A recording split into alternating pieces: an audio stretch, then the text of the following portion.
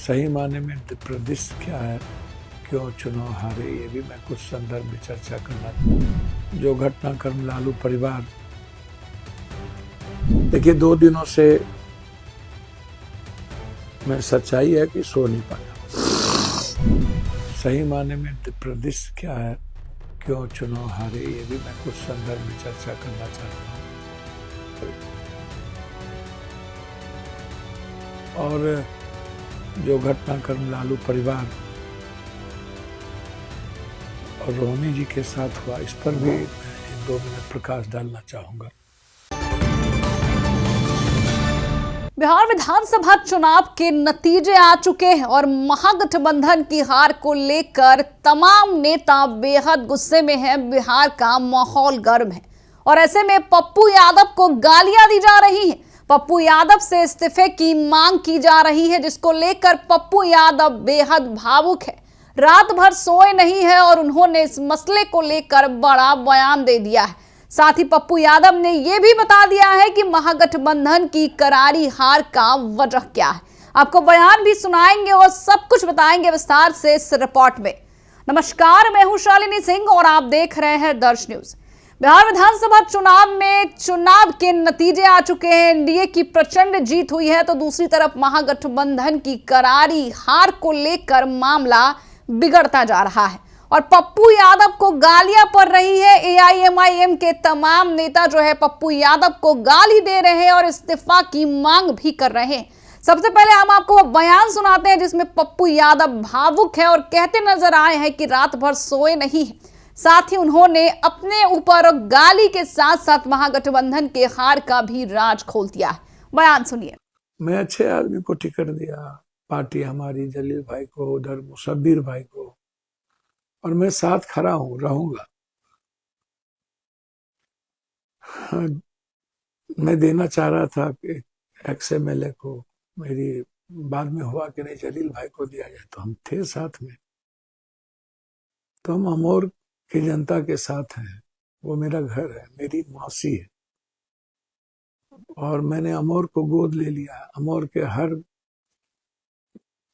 दुख में मैं शामिल रहूंगा, मरते दम तक, जब तक जिंदा हूं। हिंदू मुसलमान जो भी वर्ग है, सबके लिए पागल रहूंगा। मैंने गोद ले लिया और अमोर अब मेरे लिए चैलेंज है। मैं लड़ूंगा और मैं 5 साल तक अमोर की सेवा करूंगा, बहादुरगंज की सेवा करूंगा, जोकी की सेवा करूंगा, ठाकुरगंज की सेवा करूंगा। मैं करूंगा। अब मेरे लिए किशनगंज, यदि पूर्णिया मेरी आत्मा है तो किशनगंज मेरा जैन। और आपने कभी सोचा कि आपने चुनाव लड़ा तो आपने हराया किसको? मैं शुरू करता हूं। एक भी हिंदू हारे, एक भी हिंदू को आप हरा पाए, या हिंदू को जिसको आपने टिकट दी कहीं पे, 2 या 3, 4, आपने वो कितना वोट लाए, ढाका में कितना वोट लाए, आपने वहां वहां चुन करके टिकट दिया जहां पर आपको आरजेडी, कांग्रेस, इन लोगों को हराना था। और ये हराना क्यों था, मैं आपसे जानना चाहता हूं। आपने जिसको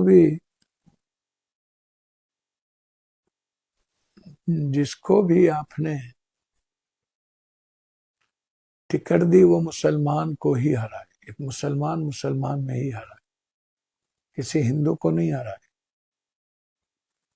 आपने कांग्रेस को, आरजेडी को, माले को, महबूब आलम जी एक गरीब आदमी था, उसको आप हरा करके 302 वोटों से बीजेपी को जिता के आपको क्या फायदा मिला?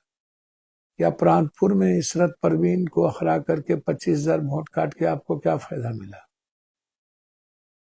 बीजेपी को आपने वहां भी जिताया। जहां भी आप टिकट दिए, आप उठा करके देखिए, इरफान आलम जी के यहाँ 30,000 वोट आपने काटे, 7,000 वोट से बीजेपी को जिताया। मौलाना असराउल हक के बेटे को आपने हराया। मौलाना असराउल हक के बराबर में आपका क्या योगदान है? और उनके बेटे को हराया और बीजेपी को जिताया।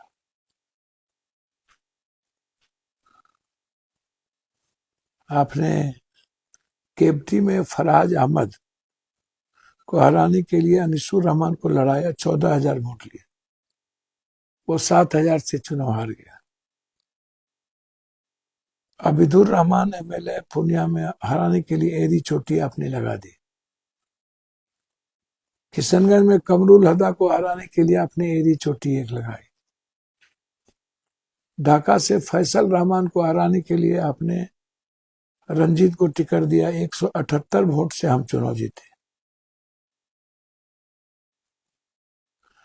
बहादुरगंज से आपने हराने के लिए मुसब्बिर साहब को क्या नहीं किया।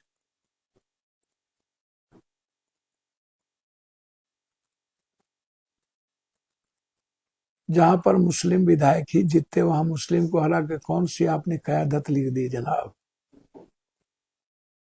सीमांचल के बेटे को सीएम बनाना,